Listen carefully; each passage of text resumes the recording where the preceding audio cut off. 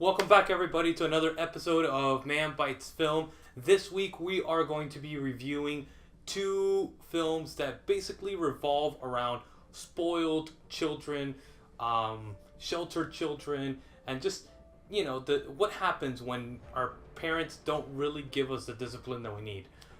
So these two films revolve around bratty children, I guess you could say. So the first one that I want to go straight into is The Secret Garden. This film revolves around a little girl, Mary, that is actually in India with her parents, and they're British, part of the British convoy, setting up the government and all that stuff. And basically, a bad earthquake happens, and everybody but her, everybody dies except her. And the only survivor ends up getting shipped. All the orphan children and all that stuff get shipped back to England to be with their relatives. And Mary, unfortunately, is stuck with a relative that she's never met before. It's actually the husband of her late mother's late twin sister, because both of them are dead at this point. So the husband never really met her, doesn't know anything about her, and she's unfortunately stuck in this massive mansion of a house. And basically the only thing she ever sees is the staff, the servants, and all that stuff. She met the what do you call it, her uncle once. In the whole, I think maybe in the whole film, you see the guy about 3 times. That's how rare his occasion in her presence is. So she's basically neglected, and the whole film revolves around her discovering a garden inside this magical mansion that she is thrown into. And she finds this garden, but the garden is not just a regular garden. It has like some type of magical properties for her. It actually gives her back her innocence, and it brings her back from her I guess you could say her privileged life that she lived in India. She was always very pampered, very posh, very much like everything was given to her, and if it wasn't given to her, then one of the servants did it for her. She never did anything, lifted a finger in her life. I mean, there's scenes at the beginning of this film where she's actually literally just stands in the bed and goes, "Aren't you gonna dress me?"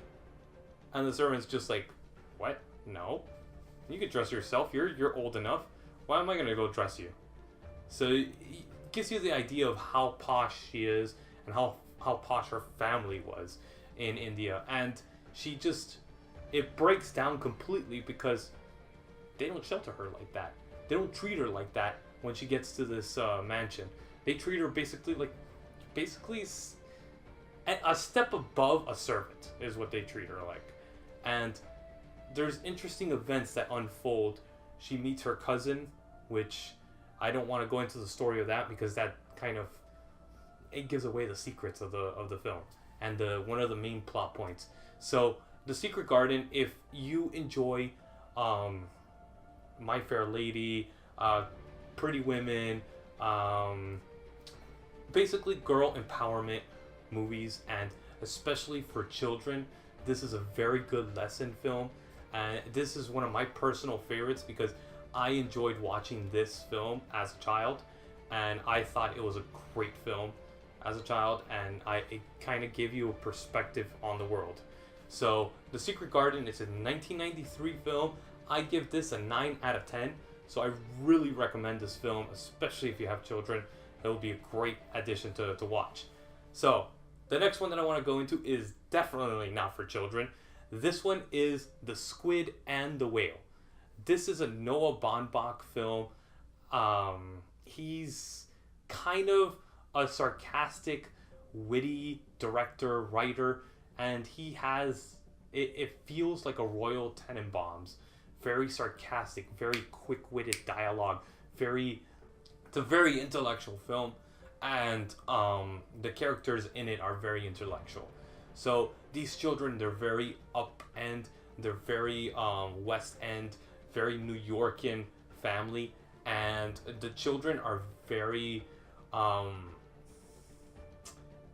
pretentious, for lack of a better word. They think that they know everything about literature, about films, about this, and if it's not like the first of something, they're super pretentious basically, and they're brought up to be pretentious by their mom and their dad. They're in the middle of getting a divorce, which is the whole point of the film. The whole film revolves around the breakdown of the relationship between the mother and the father, and how these children react to that breakdown. And it's a very interesting film, but I have kind of some points in the film that I don't really enjoy. So I give this one a 5 out of 10. It stars Jeff Daniels and Jesse Eisenberg. And basically, I mean, literally it's just a coming of age film for these two boys that are trying to come to grips with the divorce of their parents. And the basically collapse of the world. Because the only thing they've ever known is their father figure, which Jesse Eisenberg holds up on a pedestal, and then the mother figure, which the other brother holds up on a pedestal, and they're basically both torn down to literally regular human status, and it tears their world apart in this film. And this is a very deep analysis on how a child's reaction towards divorce, towards the breakdown of the maternal and paternal relationships, and how important it is to our development, I guess you could say.